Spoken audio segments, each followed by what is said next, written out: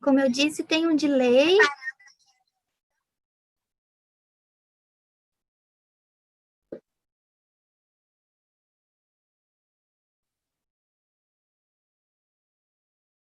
Olá, boa noite.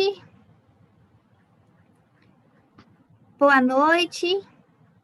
O meu nome é Crislane Alfagalli. Eu sou a atual coordenadora do núcleo PUC-Rio do Prof. História. E essa noite nós teremos mais um evento, o Conecta Rio, uma série de eventos promovidos pelo Grupo PUC-Rio, essa conjunção de instituições parceiras, tentando restabelecer os vínculos, nos deixar um pouquinho mais perto nesse momento tão difícil pelo qual todos passamos. E hoje nós temos o prazer de ter conosco a professora Ivana Stoso Lima, da PUC-Rio, do Prof. História PUC-Rio, que orientou a dissertação do Lorival Mendonça Silva Júnior sobre samba enredo e trajetórias negras, uma proposta de sequência didática para o ensino de história e cultura afro-brasileira. Então, sejam muito bem-vindos, muito bem-vindas. Nós estamos transmitindo aqui pelo canal do Prof. História. No momento, nós temos 6 pessoas assistindo. Rebeca, boa noite, Rebeca. Acredito que tudo vai dar certo. E já passo a palavra diretamente para o Lorival, que vai apresentar um pouco dos aspectos da sua dissertação. Então, Lorival, fique à vontade. Eu vou compartilhar aqui a apresentação de PowerPoint do Lorival. Por favor, qualquer problema no som, na imagem, se vocês não estiverem conseguindo ouvir ou ver alguma coisa, me avisem, eu vou tentar ficar de olho aqui no chat também do YouTube, tá bom? Então, vamos lá, né? Seja o que as deusas quiserem. Lorival, passo a palavra para ti. Tá bom, muito obrigado. Muito obrigado, Crislane. Muito obrigado à PUC, à professora Ivana também, pela possibilidade de estar, além da própria defesa, de estar mostrando alguns pontos, né, alguns aspectos da dissertação que foi defendida. E o ponto chave, né, que eu procurei trabalhar nessa dissertação foi uma sequência didática a partir de um samba enredo específico, que é o samba da escola Renascer de Jacarepaguá, né, uma escola do grupo de acesso, que desfilou, que era do grupo de acesso em 2017, e que em 2017 levou à Avenida Marquês de Sapucaí o enredo O Papel e o Mar, né? Por sua vez, né, O Papel e o Mar é um enredo, é um samba enredo que tem por base um curta-metragem do Luiz Antônio Pilar, né, com o mesmo nome, O Papel e o Mar, e nesse curta aparecem como protagonistas o João Cândido e a Carolina de Jesus, né? A proposta, então, foi transformar, né, esse diálogo entre a Carolina e o João Cândido, que não é que não existiu, na verdade é uma peça de ficção, né, é um curta ficcional, e transformar isso num elemento de provocação, tá, de questões, e essas questões elaboradas pelo professor, né, e pelos alunos numa sequência de aulas, né? E essa sequência de aulas, ela também é uma sequência que eu chamo de problematizadora, que na verdade pegando o conceito que a professora Helenice Rocha desenvolve de uma sequência que não apresenta apenas um tema como provocação, mas sim uma questão ou um conjunto de questões que desencadeiam, né, atividades intercaladas, né, e interdependentes. Então, nessa sequência, que eu vou mostrar um pouquinho dela, né, não vou mostrar ela toda, vocês vão ver atividades relacionadas ao samba em si, tá, que é o Papel e o Mar, atividades ligadas à trajetória e a questões de memória, de silenciamento, de memória, da Carolina de Jesus, da escritora Carolina de Jesus, do João Cândido, do marinheiro João Cândido, e também nessa questão já que eu estou me propondo a trabalhar, né, com o samba enredo como fonte, eu também procurei é, explorar pontos históricos, né, de como essa fonte se constitui, como é que o samba enredo se constituiu ao longo da sua história como um gênero musical importante, né, um gênero musical que tem, como todos os gêneros, as suas características formais, mas que ao longo do tempo ele vai sofrendo uma série de intervenções, né, e uma série de multideterminações, como diz a professora Marta Abreu, em relação aos seus próprios conteúdos, né? Então eu recupero essa história do samba enredo para que essa fonte possa ser pensada numa dimensão histórica, não só o discurso do samba em si, mas também, né, tudo que o samba enredo pode significar, as possibilidades que o samba enredo pode ter, né, no ensino de história. Essa minha ideia, ela veio um pouco tarde, assim, porque eu já tinha entrado no Prof. História, fiz parte da turma de 2018, e, na verdade, Crislane, eu queria só que a tela voltasse um pouquinho para mim, porque eu acho que acho que está congelado aí Obrigado. E aí, na verdade, o que acabou acontecendo é que eu sempre gostei de samba enredo, né? Eu sou, enfim, né, da tribo dos sambistas ou dos sambeiros, não sei como me referir a isso, mas eu gosto muito de samba enredo e sempre como professor de história, a gente usa muito daquilo que gosta nas aulas de história na medida do possível, né? Seja uma música, seja um filme, né, um objeto, a gente inclusive fala, né, que são possibilidades de se acessar o passado, né? Porque esses discursos provocam um contato direto, né? Quer dizer, através desses objetos, dessas representações, com o passado. E a gente usa isso em sala de aula simplesmente porque a gente não quer que as pessoas durmam em sala de aula ou nos chateiem em sala de aula e tornar ela mais dinâmica e, além disso, tornar ela significativa para os alunos, né? Que acho que isso é o grande desafio da educação e de qualquer projeto pedagógico, é que essas aulas sejam significativas, que seus conteúdos falem, expressem o mundo em que esses alunos vivam, para poder, daí, partir para alguma construção de conhecimento viável, né? Já que essa construção de conhecimento só é possível com a participação ativa, né, como sujeitos desse processo de construção, né, na educação, enfim, é assim. E eu sempre trabalhei com samba de uma forma meio que complementar, né? Por exemplo, né, eu dava uma aula sobre canudos e aí o samba dos sertões, né, Em Cima da Hora, na década de 70, ele vinha e a gente usava isso em sala de aula, né?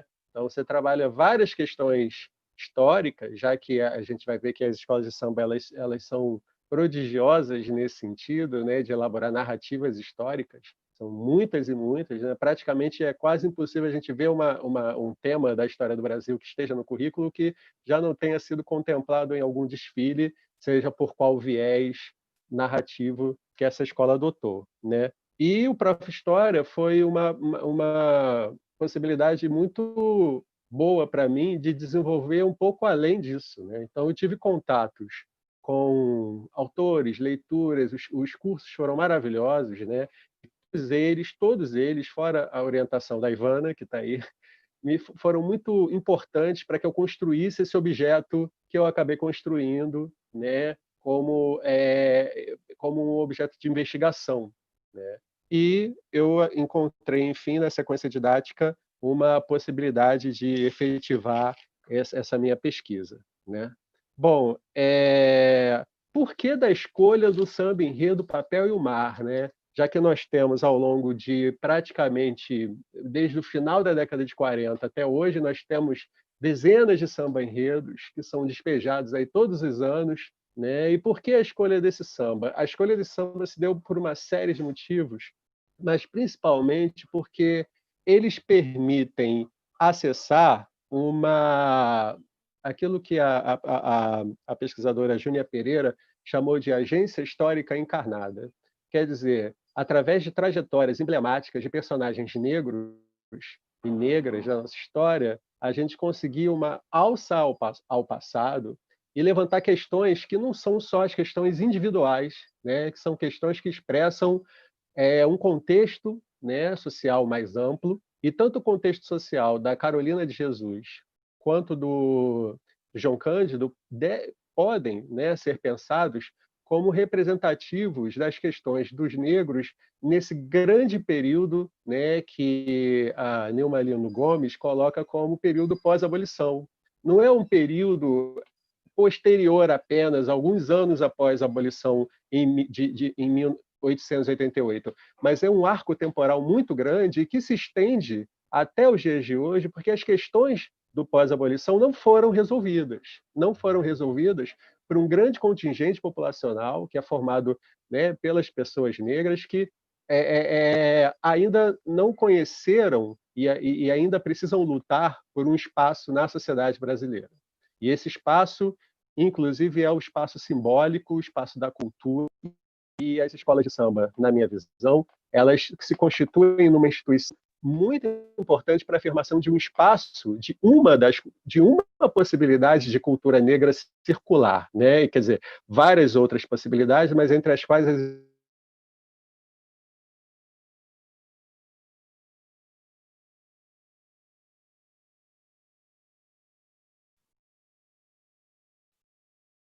Val, nós não estamos te ouvindo, não sei se aconteceu alguma coisa. não. Pelo menos agora sim. Ah, sim, sim, sim. Agora sim, eu acho que os ah, últimos 2 minutinhos nós não te ouvimos. Desculpe.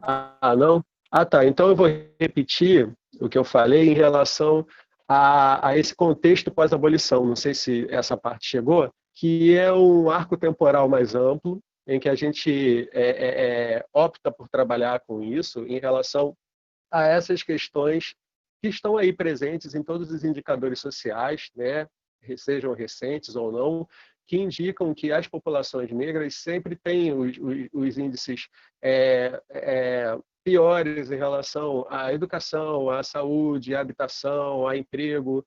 Então, são questões que não foram resolvidas, né? Então, esse processo de pós-abolição não foi fechado, e, ao mesmo tempo, as escolas de samba elas são representativas de uma cultura negra, de uma possibilidade de cultura negra, que é uma cultura popular e, ao mesmo tempo, é uma cultura dinâmica, moderna, urbana, né, que se mistura a diversos agentes, interesses, que não se caduca com o tempo, que tem uma possibilidade, uma capacidade de se reinventar e de se colocar sempre na ordem do dia, seja de uma forma polêmica, seja de uma forma elogiosa. As escolas de samba são instituições vivas e, apesar de todos esses atravessamentos de mercado, de poder público, de todas as brigas, elas estão aí para existirem, né, como instituições dessa diáspora. Elas são formadas num contexto, né, no final da década de 20, onde você tem a junção ali de contingentes majoritariamente negros, vindos de vários locais do Brasil, né, Bahia, interior do Sudeste, Minas, Espírito Santo, e da própria cidade do Rio de Janeiro, né, a reboque de todo aquele processo de demolições no centro, de intervenções urbanas no centro da cidade, que, na verdade, vai despejar milhares e milhares de pessoas que vão, enfim, habitar as encostas, né, os morros, as favelas e os subúrbios dessa cidade. Então, as escolas de samba elas surgem nesse processo. Elas próprias também são criações desse contexto do pós-abolição, porque o pós-abolição não é só a dificuldade. O pós-abolição também é toda a estratégia de luta, de resistência que a sociedade capitalista impõe, quer dizer, que na verdade ela desafia as pessoas para que elas possam sobreviver em meio a esse caos, né? Em meio a essa desigualdade tremenda, né? E aí eu vou colocando que a escola de samba, assim que ela é criada, numa época, né, que todo mundo sabe, de ascensão do poder do Estado no Brasil, através de Getúlio Vargas, né, o Estado forte, centralizador, e que também centraliza a cultura, né? E as escolas de samba e o samba em geral, né? O samba, não só as escolas, passam por um processo de massificação muito grande, e não só disso, mas também nesse contexto aí já para os anos 30 e 40, de conversão, né, num gênero que representa a nossa brasilidade, que representa a identidade como povo. E por causa disso, as escolas vão procurar, né, não se enquadrar, mas elas vão procurar estrategicamente para se afirmarem, né, elas vão procurar contemplar esse discurso nacionalista através de seus sambas, né, através dos seus compositores, de suas comunidades, e isso acontece no momento em que, enfim, não é só o samba, né, não é só o sambista. O ensino de história, por exemplo, ele está todo voltado para isso. Né? A gente está falando aí de década de 40, 50. Existem depoimentos, por exemplo, do Silas de Oliveira, né, grande compositor, que ele fala que ele procura como fonte para as suas composições o livro didático de história da filha dele. Então, a gente pensa que esse nacionalismo, esse discurso homogeneizador, ele circulava, e as escolas de samba foram um desses canais possíveis, viáveis de se fazer acontecer essa política. Bom, para a gente começar a chegar nos sambas que eu destaquei, que eu vou apresentar para vocês, finalmente, a gente também trabalha com um período muito importante, né, dentro desses desdobramentos, que é o período da década de 60. Tá? Por quê? Porque em 1960 acontece o desfile do Salgueiro, né? A criação de estética do Fernando Pamplona, que é um professor da Escola de Belas Artes, e que não é o primeiro desfile sobre o negro, não. Tá? Negros e negras vão ser trabalhados já há muito tempo, só que pela primeira vez, quem vai emergir nessa cena aí é o Zumbi dos Palmares. E logo em seguida, após o Zumbi, aparecem Chica da Silva, aparece Chico Rei e aparece a temática, né, africana e afro-brasileira também em relação às suas religiões, à religiosidade afro, e acontece não é uma inversão, mas é como se fosse uma incorporação desses personagens negros nesse universo de nacionalista, né? Ou seja, os heróis que até então eram os heróis dos livros didáticos, né? A Princesa Isabel aparecia, como a gente vai ver aí, como uma grande heroína dos negros, tá? E a partir da década de 60, essa história muda e o protagonismo negro ele é estabelecido.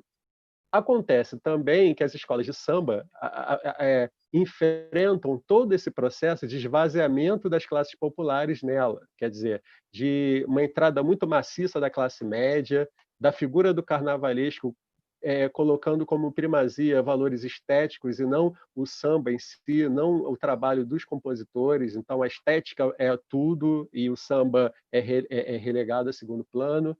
E o samba e a escola de samba acabam um pouco, né, não em todos os lugares, mas se distanciando, né, dessas próprias classes populares que criaram, né, que foram capazes de criar, né, através até da sua experiência com o associativismo, né, que já vinha do mundo do trabalho. Não é à toa que as escolas de samba são grêmios recreativos, escolas de samba, quer dizer, são agremiações, são organizações que são importadas, formas de associativismo que são importadas do mundo do trabalho para o mundo do entretenimento, e tudo isso é esvaziado. Lá para meados da década de 70, inclusive, e as escolas de samba se popularizam, se massificam, viram produtos de mídia, os discos das escolas de samba são campeões de venda, né? Houve-se sambas enredo em todos os lugares, e a partir de 1988, que é uma outra data emblemática, né? Então a gente está trabalhando em 1960, pula para 1988. Nós temos ali o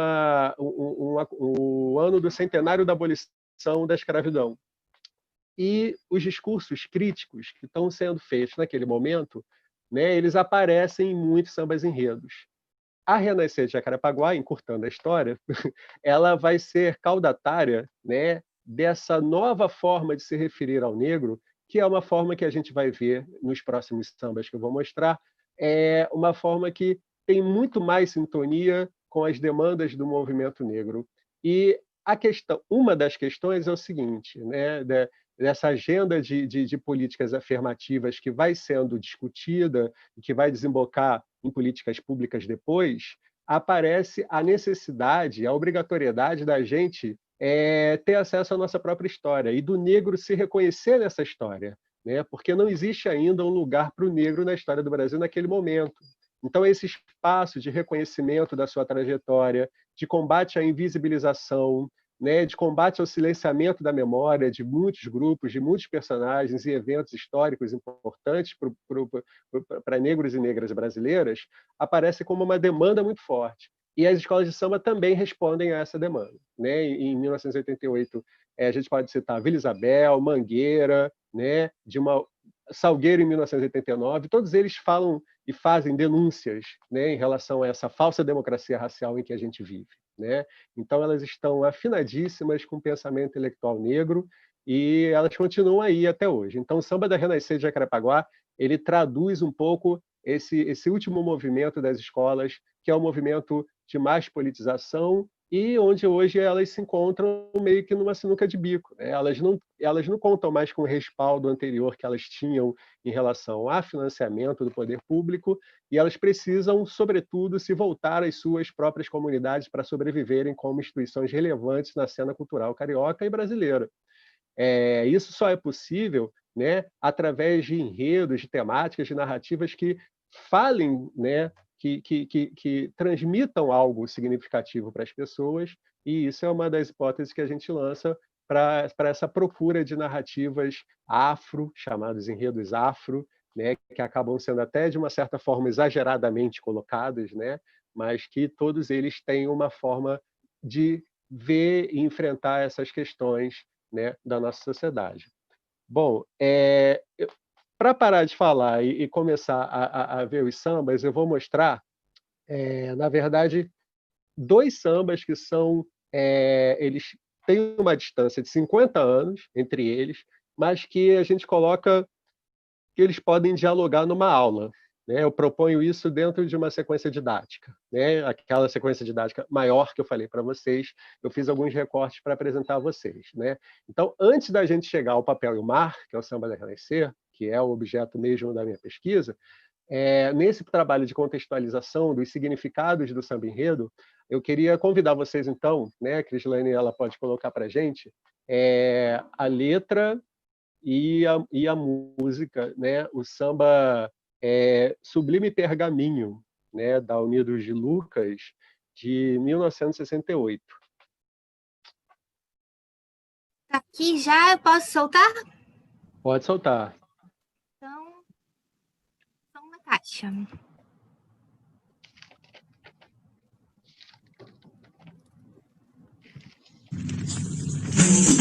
Quando o navio negreiro desplantava negros africanos para o rincão brasileiro, iludidos com quinquilharia, os negros não sabiam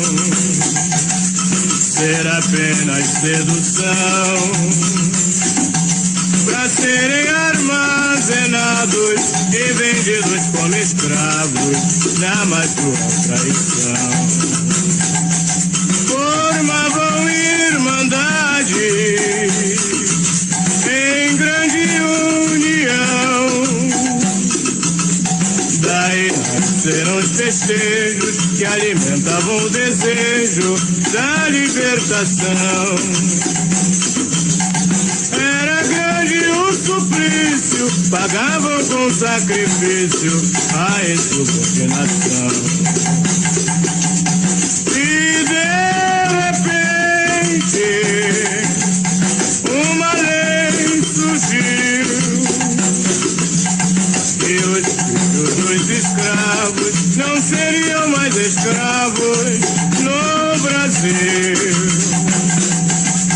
E de repente uma lei surgiu,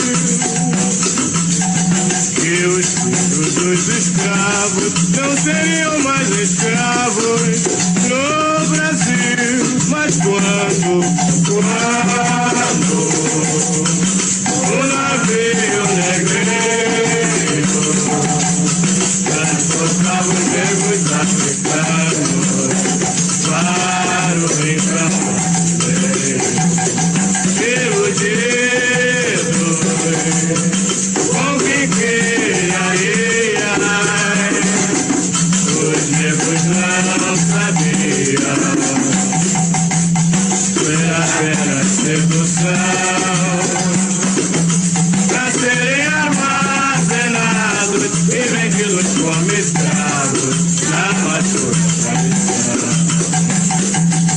Uma boa irmandade em união, daí ser os festejos que alimentavam o desejo da libertação. Era grande o suplício, pagavam com sacrifício a insubordinação. E de repente, uma lei surgiu, que os escravos não seriam mais escravos no Brasil. E de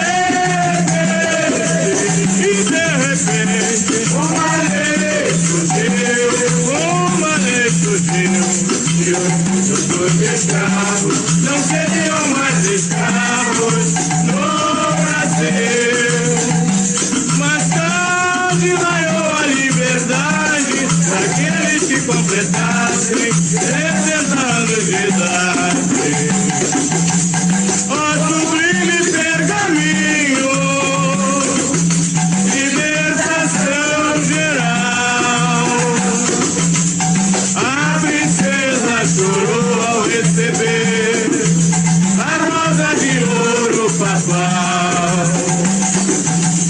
Uma chuva de flores cobriu o salão e o negro jornalista de joelhos beijou a sua mão. Uma voz na varanda do Passecour, meu Deus, tá extinta a escravidão. Mais uma voz na varanda do Passecour, meu Deus, tá extinta a escravidão. Ok. Prontinho. Aí eu queria que você mostrasse o slide, por favor.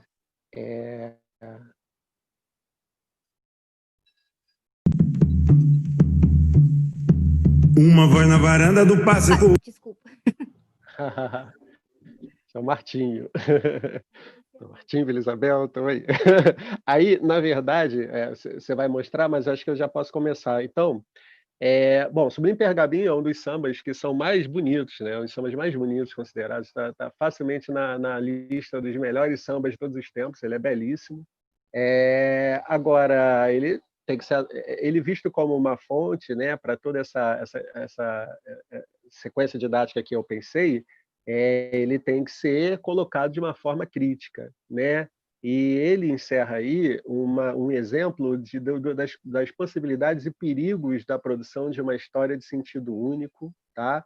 É uma história em que o negro não tem papel, não tem um espaço protagonista, ele é o escravizado, ele é a vítima absoluta, não tem possibilidade de negociação, não tem possibilidade de conflito.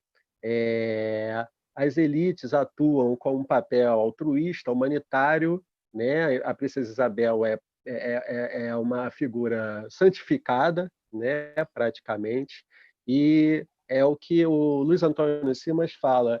Nessa época, o samba, os sambas enredos, eles trazem uma hegemonia branca que não tem conflito, não tem nada se sobrepondo a essa hegemonia branca, né? Então, todo o outro lado da história que a gente diz, né, a memória social legitimada na época invisibilizava esse outro lado, que é o lado importante, o lado das lutas e das resistências, né? O samba Sublime Pergaminho também, eu acho que a gente precisa ter esse tato. Ele pode causar um desconforto, né? Mas eu acho que esse desconforto é legal. Por quê? Porque ele vai fazer com que os alunos se sensibilizem, se estranhem, né? Esse estranhamento que a história, né? que essas peças que fazem esse link com o passado podem provocar no aluno, eles são muito importantes, né? E aí todo o trabalho de suscitar questões que podem instigar uma investigação, um interesse na investigação, que ela é dirigida pelo professor, mas é como eu falei, se não houver o interesse dos alunos, nada acontece. Então, ele pode se questionar, né? Cabe ao negro se ajoelhar e agradecer, necessariamente, a princesa Isabel, né? E como esse passado não tem conflitos, como tudo surgiu do poder público, das instituições, né? As leis, né? Celebrar uma liberdade que vem após os 60 anos, né? Que é uma coisa completamente absurda e que não é passado dessa forma absurda no samba, né? E aí tem também, né, um discurso de hegemonia, de união, né? E essa união, obviamente, essa miscigenação supervisionada pelos brancos, hierarquizada, né, na qual o negro, como elemento, não tem papel, tá? Apenas nessa miscigenação.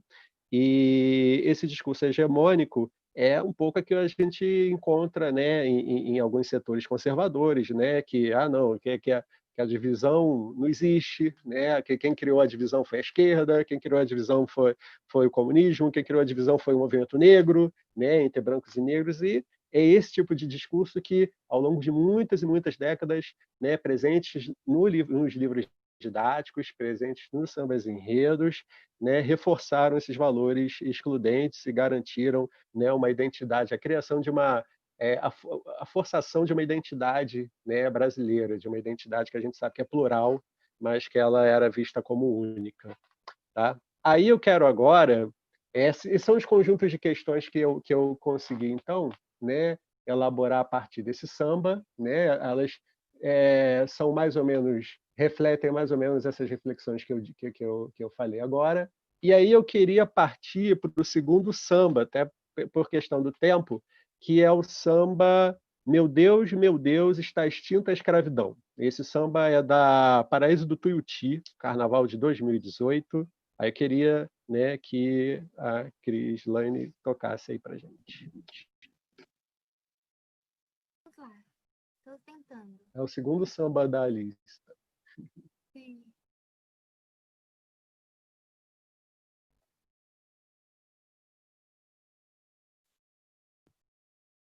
Segundo, Paraíso do Tuiuti. Esse aqui, né? Esse aí. Então, vamos lá.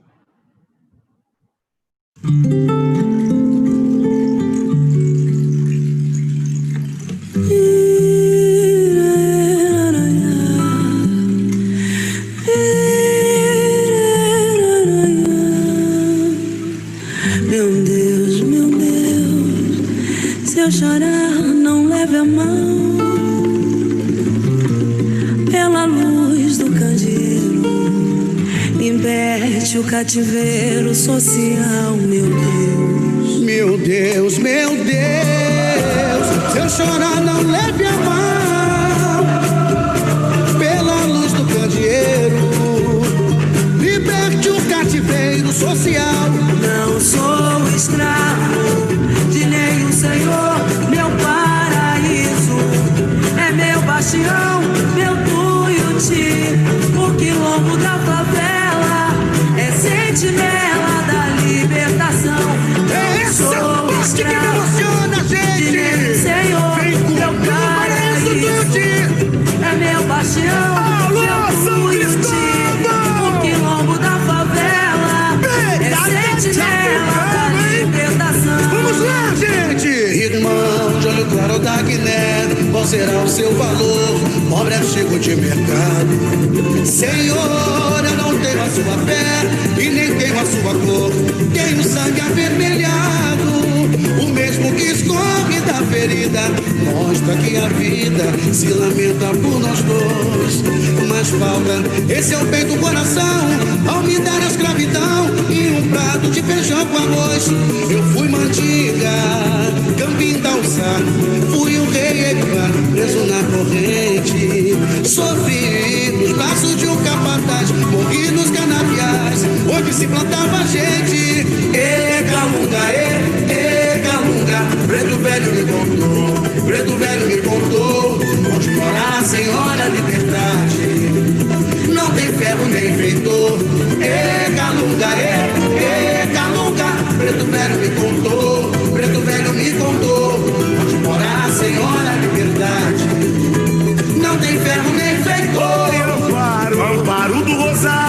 ao negro Benedito, um grito feito pele do tambor.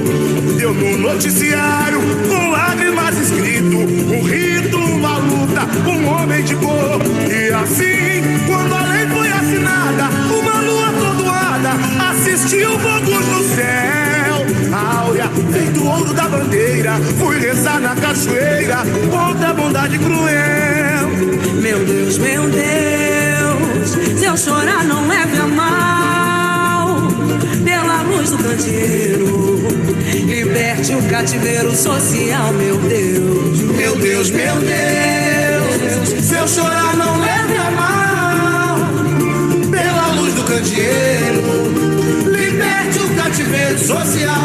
Não sou escravo de nenhum senhor, meu paraíso é meu bastião, meu Tuiuti, o quilombo da favela é sentinela da libertação. Não sou escravo de nenhum senhor, meu paraíso é meu bastião, meu Tuiuti, o quilombo da favela é sentinela da libertação. Meu irmão de olho claro da Guiné, qual será o seu valor? Senhor, eu não tenho a sua fé. Pode parar? Pode terminar. Pode parar. Que agora é a repetição Tá do bom. samba. Pronto, Tá, parei. obrigado. E aí você põe para mim PowerPoint. o slide. Isso.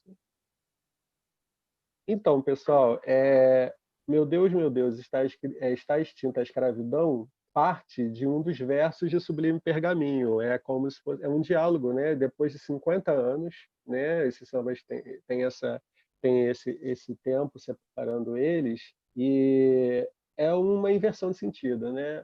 Se há 50 anos, em 68 havia uma exclamação, né? Ou seja, era uma euforia, né? De constatação do fim da escravidão, agora é uma dúvida. Quer dizer, realmente essa escravidão foi extinta, né? E a ideia toda do samba, né, Sublime Pergaminho, ela é criticada, quer dizer, não é exatamente a resposta, mas é que novos sentidos eles vão sendo colocados aí na discussão sobre esse papel do negro, que não é mais um papel de se circunscrever a uma subalternidade, muito pelo contrário, né? Por exemplo, o samba ele põe na possibilidade de reverenciar seus ancestrais, né, uma valorização, uma nobreza do povo negro, essa resistência que vai se perpetuando ao longo da história, a exaltação às personalidades, aos aspectos culturais que são positivos, e tudo isso colocado, né, tem todo esse viés histórico e tem também uma crítica muito contemporânea, né, às formas de racismo atual, à exploração capitalista, né, o cativeiro social, né? Lembrando que Carolina de Jesus dizia que a escravidão atual era fome, tá? E o samba ele denuncia esse cativeiro social, essas condições de vida precárias e de trabalho da população pobre, especialmente da população negra, tá?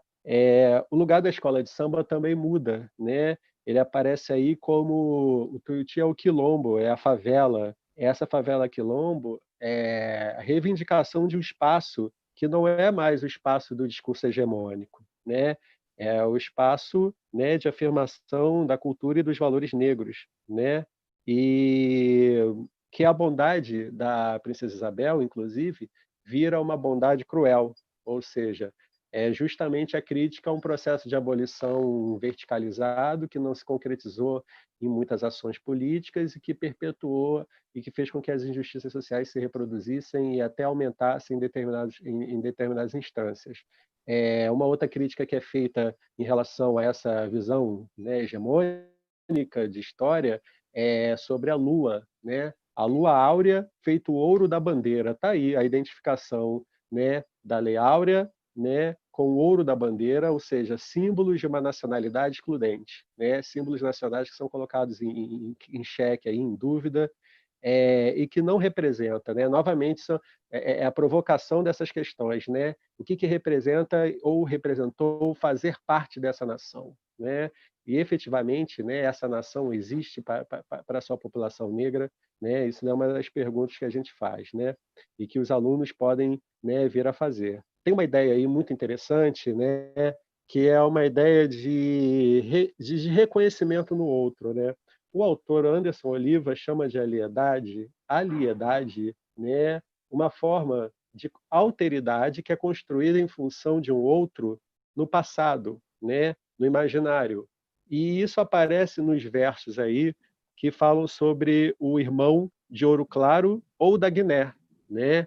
E esse irmão de Ouro Claro ou da Guiné é o outro, né? Tanto o outro no presente, e que é unido a ele pela questão da exploração, tá?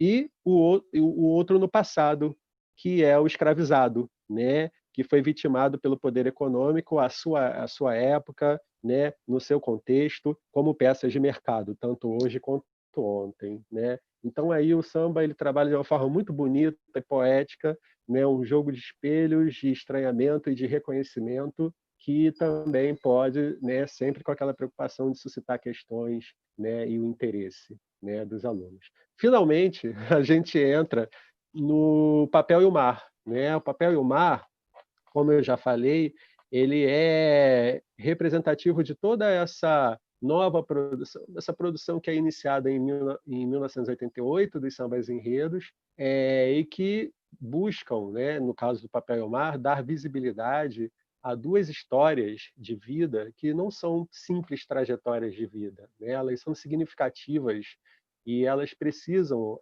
habitar os espaços de comunicação, os espaços de cultura, e elas precisam estar em sala de aula, né? A Carolina de Jesus ela é invisível nas escolas ainda, né? Nos currículos, né? Acredito que há pouca visibilidade para ela. João Cândido ele está presente porque a Revolta da Chibata é um dos únicos acontecimentos em que o negro é protagonista no século XX, que é levado ao livro didático, que faz parte dos currículos oficiais, mas é feito de uma forma também muito superficial, muito rápida, sem resgatar e nem sem explorar a dimensão histórica dessa figura do João Cândido, que sofreu tantas injustiças, tantas perseguições, e um trabalho constante de décadas de esquecimento e de sabotagem, e que a gente vai ver que até hoje essa sabotagem ela é feita por pessoas às quais não interessam a formação de uma identidade plural e de uma diversidade contemplada aí na memória social, tá? Então eu queria que você colocasse para a gente, Cris, o samba da Renascer de Jacarepaguá, O Papel e o Mar. Vamos lá. Vamos lá.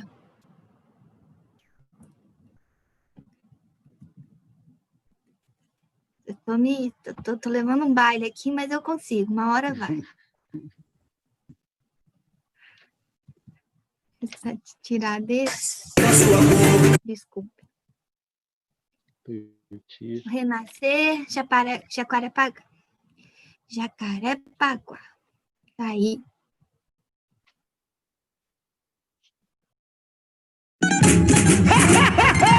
Que beleza, que beleza, que beleza!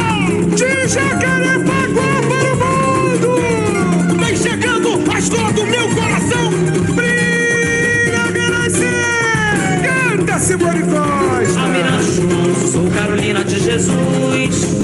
Carrega um papelão, você navega sua cruz na correnteza.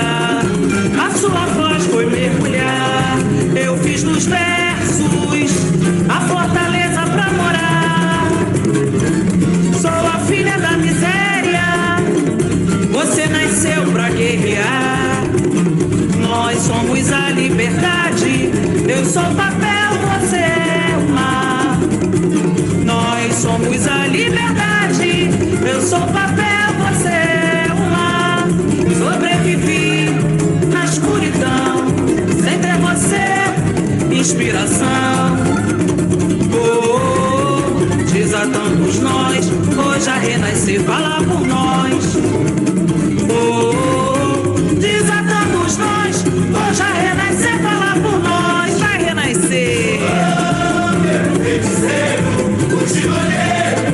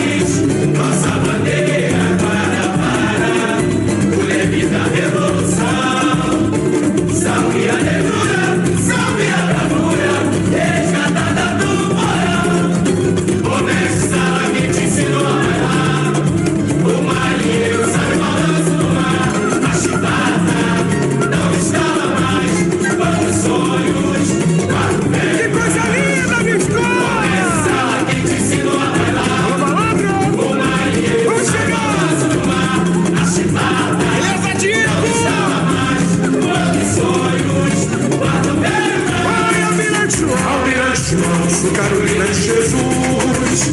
Carrega o papelão, você navega a sua cruz na correnteza. Vou dar uma pausa. Pode ser. Então, tá bom, Porque pausei até aqui. os sambas são maravilhosos, fico até com pena de cortar assim, mas é porque, devido ao tempo, né, para poder abrir as questões. Ó. Mas, enfim, aí eu queria que você colocasse agora os slides para a gente poder ver alguns aspectos da canção, da letra essa aí é uma imagem da comissão de frente, né, da Renascer de Jacarepaguá, e aí tem a letra, né, que a gente queria ver alguns pontos. O Almirante Negro na verdade, assim, né, uma das coisas que eu trabalho na sequência didática, que não vai dar tempo de eu apresentar, é que a gente trabalha também com Mestre Sala dos Mares, né, que é a canção da Aldir Blanc, feita na década de 70, né, que foi censurada muitas vezes, né, toda hora ela, de acordo com o depoimento dele mesmo, toda hora ela vinha e voltava e era cortada, e o Almirante não apareceu. Então, que bom que a gente está aí ainda num cenário de liberdade, onde o Almirante o João Cândido pode ser tratado da forma como ele realmente foi, né? Um almirante, um comandante, né? O Almirante Negro. Bom, no caso, tem uma história aí, né? Que, inclusive, já pulando, vai para a segunda parte, por favor, Crislaine, que é a parte do refrão. Um refrão de cabeça, né, que a gente diz, o mestre-sala, ele é um papel, né, que tem um duplo significado aí. O mestre-sala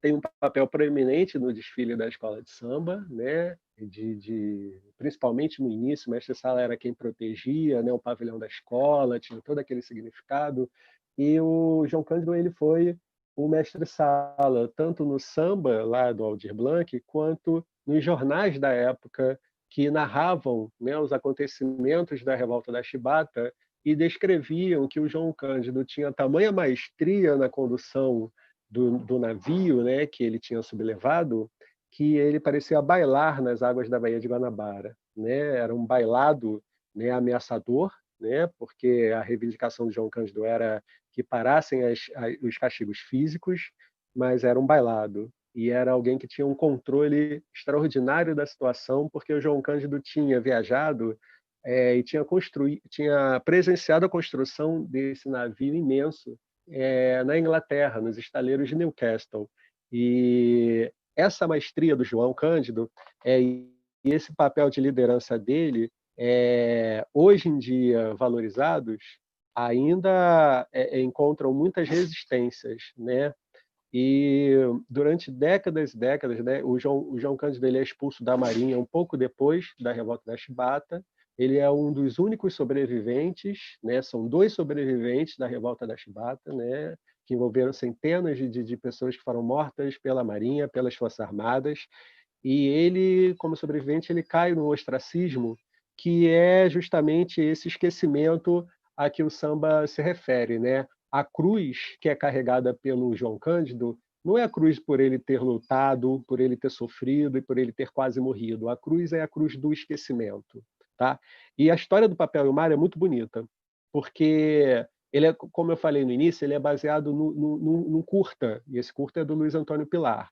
No curta, a situação que é criada é a seguinte: o João Cândido está na Praça 15, né, que é o lugar onde realmente ele trabalhou durante décadas vendendo peixe, né, depois que ele é expulso da Marinha, e ele encontra com a Carolina catando papelão, que era o meio de sobrevivência dela antes de lançar o livro Quarto de Despejo. A Carolina, de fato, na vida real, ela teve um intervalo entre 1955 e 58 em que ela não escreveu. E no filme, esse intervalo aparece como uma capitulação quase da Carolina, como um desânimo, né? E a história é muito bonita, que eu estou dizendo, porque o encontro com o João Cândido, com a narrativa do João Cândido, é uma luz, é uma inspiração para a Carolina. Então, o samba é baseado nesse filme, recomendo que todos vejam. É O Papel e o Mar, só jogar aí no YouTube, é uma pequena obra, é uma pequena grande obra, como dizem, e o que acontece é que a Carolina ela se empodera com o exemplo do João Cândido, ela se empodera com a existência de uma narrativa na qual ela se vê representada. Então, é um lutando contra o esquecimento e a outra lutando, né, a outra personagem, Carolina, lutando contra essa invisibilidade, né, que demarca, né, que papéis exclusivos e específicos aos negros e às negras, e que esses papéis não passam por uma produção intelectual e por uma produção de escritora. E é lutando contra isso tudo que a Carolina faz dos versos a fortaleza para morar, né? Nesses versos que ela encontra a fortaleza. Em outro momento do samba, a Carolina é vista aí como alforria e poesia da alma que se libertou, né? Também tem a evocação da escola de samba como um lugar de fala, né? A Renascer fala por nós, né? Uma escola de samba ocupando seu devido lugar, né? Representando todo um segmento social também silenciado e marginalizado e com suas narrativas tendo pouca visibilidade, né? Então, na verdade, é um samba que coloca todas essas questões, né, relacionadas às lutas, às resistências, ao direito à memória, ao direito à história, né? E a Carolina de Jesus e João Cândido aparecem aí como agências históricas encarnadas, né? Ou seja, como paradigmas mesmo, né? Exemplos de como, através de trajetórias de enfrentamento, né, propositivas, né, novas possibilidades e novos horizontes podem ser criados, podem ser mostrados e a escola, o ensino de história, ele pode criar, né, ajudar a criar essas possibilidades, desde que não se vincule novamente a uma narrativa hegemônica, desde que se vincule a uma narrativa que dê conta da nossa pluralidade, da nossa diversidade como povo, tá? Então, é isso. Eu teria mais coisa para mostrar, mas eu acho que não dá tempo. Será que eu tenho tempo? Ou não? Eu não sei, Posso? Lilival, talvez Acho que não, né? Não, deixa para lá. Abrir para perguntas, não sei, É, comentários. tá. Não sei. Tá bom, tá bom. Então Vocês a sabem, gente. Ivana e Lorival, vocês que mandam. O que você acha, Ivana? Eu não sei quanto tempo Eu acho temos que aí de live. eu acho que você poderia concluir uns minutinhos rápidos, e aí a gente abre para os comentários, e aí a gente vai ouvir perguntas apresentadas pelo rapidamente. chat, né? Dá uma rápida concluída. Essa foto, por exemplo, eu acho fundamental. A próxima. Isso, exatamente. Porque aí, né, a sequência didática ela continua, né? Ela é pensada para os finais, para os anos finais, né? Tanto do ensino fundamental como do ensino médio. Ela exige um número de aulas, né, para que ela seja colocada, né, toda em prática. E após, né, quer dizer, todas essas questões que são suscitadas pelos sambas, a gente cai nas trajetórias desses dois personagens em alguns momentos específicos dessa trajetória. Essa foto tem uma história muito interessante, porque é uma foto em que Carolina de Jesus lança o seu livro e conta com a presença de Clarice Lispector, né? Aí você pode passar um pouquinho para o próximo slide. O que acontece? Essa foto, como eu falei, é do lançamento do livro, né? E o biógrafo, um biógrafo da Carolina de Jesus, perdão, da Carolina não, da Clarice Lispector, ele narra, ele criou uma legenda para essa foto, né? A legenda é essa aí, ó. Numa foto, ela, né, Clarice, aparece em pé ao lado de Carolina Maria de Jesus, negra, que escreveu um angustiante livro de memórias da pobreza brasileira, Quarto de Despejo, uma das revelações literárias de 1960. Ao lado da proverbialmente linda Clarice, com a roupa sob medida e os grandes óculos escuros que a faziam parecer uma estrela de cinema, Carolina parece tensa e fora do lugar, como se alguém tivesse arrastado a empregada doméstica, tá? É isso que ele escreve, de Clarice para dentro do quadro. Parece que esse trecho já foi retirado, mas isso foi uma reportagem na época que eu usei como uma das atividades, né, usei como fonte, né, jornalística, para poder, né, dar um exemplo das questões que a Carolina de Jesus teve que enfrentar para se afirmar como escritora. Carolina teve um dilema durante toda a sua carreira de querer ter o espaço de uma carreira literária, de construir uma carreira literária. Ela publica outros livros, mas com pouquíssima visibilidade. E ela queria superar essa visão dela como um acontecimento estranho, exótico, né? Midiático, que foi o lançamento do Quarto de Despejo. Pelo menos muitas pessoas leram dessa forma. Então, é só para a gente poder ver, né, e alcançar um pouco da medida do preconceito que a Carolina enfrentou nos dias em que ela, né, no momento em que ela publica o Quarto Despejo, e também muitas décadas depois, inclusive já no momento em que ela é descoberta, que ela a sua trajetória ela é reverenciada e ela é colocada aí como importante, né? Aí o próximo slide, né, são as atividades, na verdade. Não, pode passar um pouquinho, né? Essas são as questões que a gente vai passar rapidamente, né? As questões que acompanham a foto, né? O trabalho com fotografia. E eu queria, no próximo slide, falar um pouco sobre uma das atividades relacionadas ao João Cândido, né? João Cândido é o seguinte, né?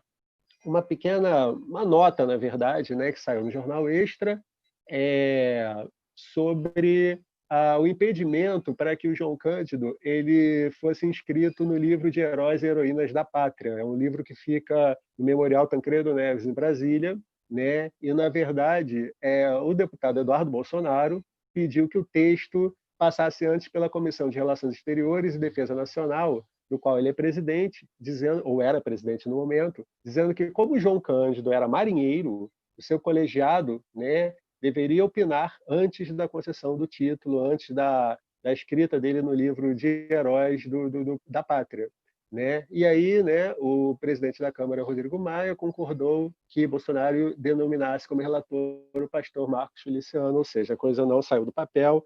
E isso aí é para a gente poder dizer o seguinte, né? Como é que essa memória do João Cândido ela é reivindicada em diferentes momentos, né? Como eu falei, João Cândido foi sumariamente expulso da Marinha, logo depois da derrota da Chibata, mas quando interessa ao poder instituído, João Cândido é marinheiro, né? Então, se é para impossibilitar, inviabilizar, né, a sua visibilidade, o seu reconhecimento público, ele aparece como marinheiro, em uma instituição que a vida toda o perseguiu, né, o boicotou, né? Toda vez que ele tentava arrumar um emprego relacionado à Marinha, né, a Marinha Mercante, sei lá, ele era rapidamente reconhecido e boicotado. Então, para a gente ver aí os atravessamentos e os problemas que até hoje, né, esses personagens encontram, e aí a gente faz esse diálogo, né, do presente com o passado, porque a aula de história é isso, né? É o presente e o passado intercalados e dando significado aí às nossas intervenções. É isso que eu queria fazer para terminar. Muito obrigado.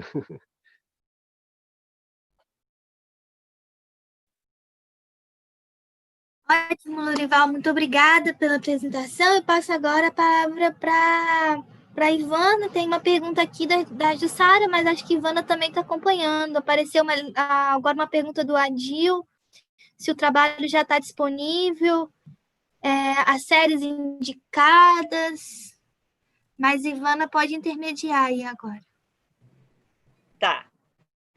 Então, obrigada, Crislaine, obrigada ao Prof. História por organizar esse evento, esse seminário. E ficamos honrados, não é, Lorival, com o convite para que você apresentasse o seu trabalho, que foi, como nós vimos aqui ao longo dessa 1 hora já, um trabalho de grande dedicação à pesquisa, né? E apresentado de uma forma, não só aqui oralmente, mas apresentado também na sua versão escrita, de uma forma muito bem acabada, né? Muito bem estruturada. Para mim é que foi uma honra orientar o seu trabalho, com o qual eu aprendi muito.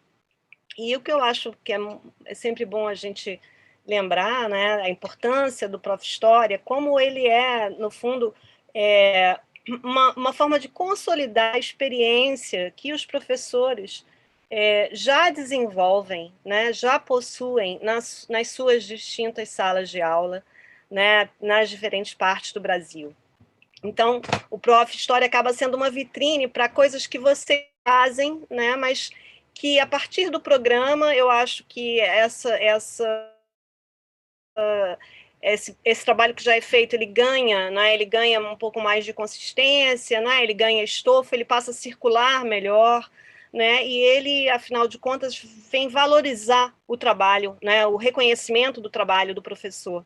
E a gente está num momento, de fato, né, em que o ensino de história é chave, né, nós sabemos, não é à toa que o ensino de história vem sendo questionado e atacado, mas, enfim, acho que faz parte do nosso ofício lidar, né, com esse desafio também, com o nosso cuidado, com o conhecimento, com a formação, com a pesquisa, que é o que a gente faz aqui.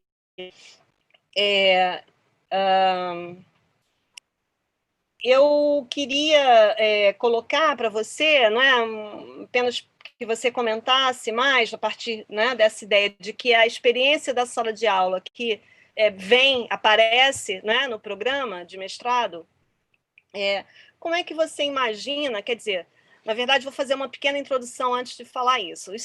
O tema específico, né, dos sambas enredo, eles ganharam nos últimos anos, eu acho que voltaram a ocupar de forma mais consistente, de forma mais presente, a cena pública, né?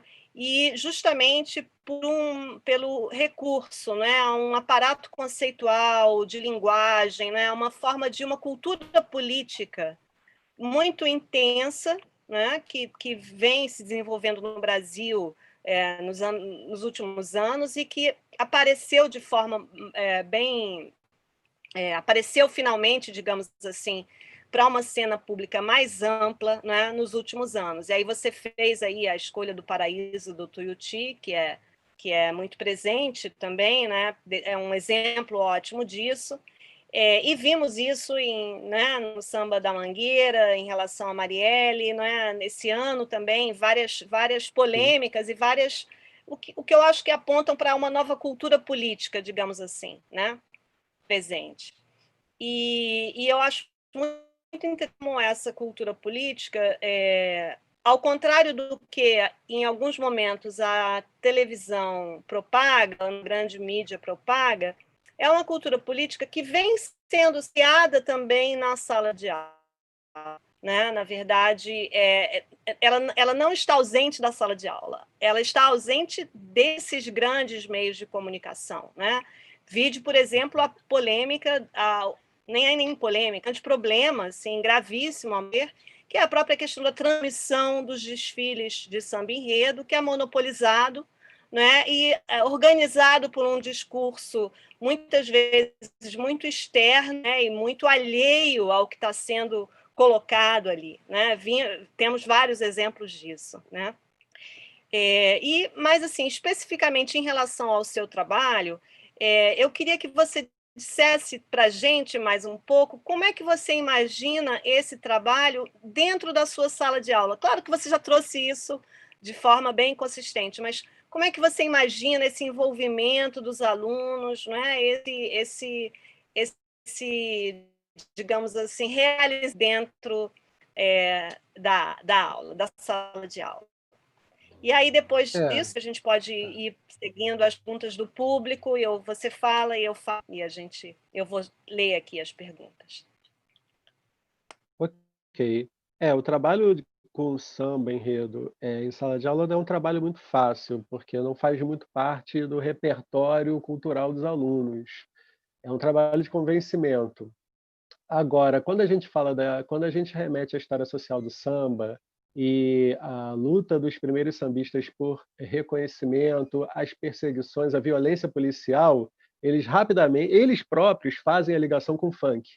Tá? Eu tinha pensado até em fazer, mas foi uma forma que comentando um pouco sobre isso, eles próprios falavam, perseguição, né, polícia e tal, e aí foi uma entrada que criou uma certa empatia histórica neles. Assim. Então, é uma forma que que a gente encontra de trabalhar. Agora, que não acontece em todas as turmas, né? Isso depende, toda aula depende, né, da turma interagir mais ou menos, mas é uma forma, né, deles se interessarem. E esse discurso político, ele surpreende muita gente, né? Porque, enfim, vamos dizer assim, o senso comum mostra, diz que o carnaval é uma coisa secundária, que as escolas de samba estão ali para turista, né? É bunda de fora, e é difícil, né? A gente quebrar também a resistência de ver isso de uma forma mais séria, de uma forma como um discurso, como uma narrativa portadora de uma memória. Então, fazer esse tipo de trabalho ele realmente ele provoca algumas resistências, mas a gente tem encontrado também muito apoio. Muita gente gosta e passa a ver de outra forma. Bacana. Eu vou falar aqui fazer buscar as perguntas que estão vindo pelo chat. A professora Jussara, né, que agora, né, até então estava na coordenação do núcleo da PUC, do Prof. História, ela pergunta um pouco mais sobre a sequência de DATI para você, se você testou algo na sala de aula. Se pergunta também se o seu trabalho já está disponível para fins didáticos e quais os anos e séries indicados para serem trabalhados tais conteúdos. Desculpa, eu não li o nome, é o professor Adil Oliveira que fez essa pergunta. O professor Glauber Lima queria saber como é a recepção dos alunos quando você trabalha samba enredo nas suas aulas. Então, esse samba, esse gênero musical cada vez menos presente nas rádios é bem aceito pelos alunos? A Kelly, professora Kelly Sodré, gostaria que você detalhasse a atividade junto aos alunos. Com qual série você trabalhou? Como você avalia a participação dos alunos? Tem alguns outros comentários marcando a excelência do trabalho. Também vou ler aqui. Salve o mestre Sala dos Mares, João Cândido, lindamente apresentado por João Bosco e Aldir Blanc. Salve, né? Salve, Aldir. Também outros comentários, enfim, vou passar a palavra de novo para você. Eu não consegui ainda colocar em prática todo o trabalho sequencial, né? Eu tenho testado e até mesmo fez parte da elaboração desse percurso, né, dessa investigação, trabalhos que eu tenho feito ao longo de anos, sim, né? Mas que eu não quis, inclusive, acrescentar e mostrar no produto final, né, que foi a dissertação, porque eles tinham um caráter meio fragmentado, né? Mas eu testei algumas vezes, por exemplo, conteúdos relacionados à Carolina de Jesus, ao João Cândido, colocando samba, né, como uma possibilidade de fazerem esses personagens históricos dialogarem, né, com as questões que cada um pode apresentar em sala de aula. Eu já testei isso com turmas do terceiro ano do ensino médio e também com turmas do nono ano, e as respostas elas foram bem positivas.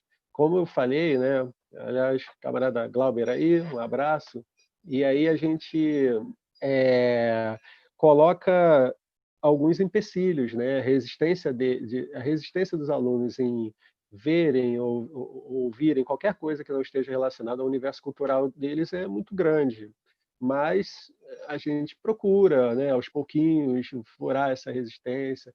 É importante que o ensino de história, eu acho que assim, né, ao mesmo tempo que ele não pode se distanciar completamente do universo do aluno, ele tem que apresentar novas perspectivas de mundo, novas visões de mundo, né?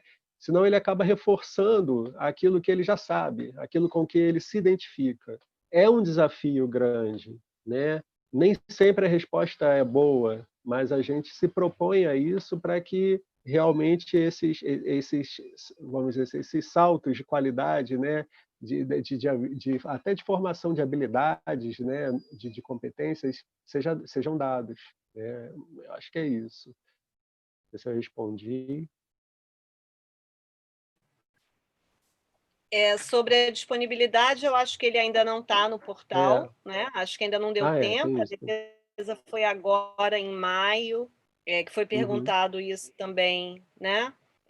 Mas eu acho que a tendência é que eu pelo menos recomendo, né? Já falei com o Lourival isso, que além até mesmo do próprio disponibilização no portal do Prof. História, que, aliás, para quem não conhece, né, é um recurso interessantíssimo ali, né? A gente sempre trabalha com isso também, vendo, né, tendo um panorama do que está sendo feito em todas as partes, né, em todos os núcleos do programa.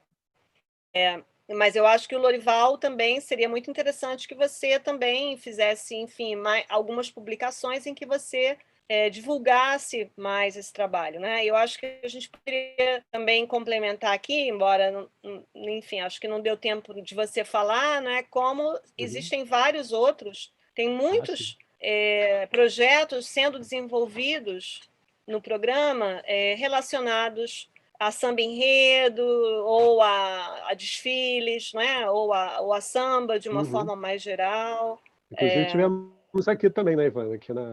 Aqui no Conecta também a gente teve o Rafael, né? Rafael Guedes, que também fez uma pesquisa sobre alguns sambas enredos de 88. Uhum.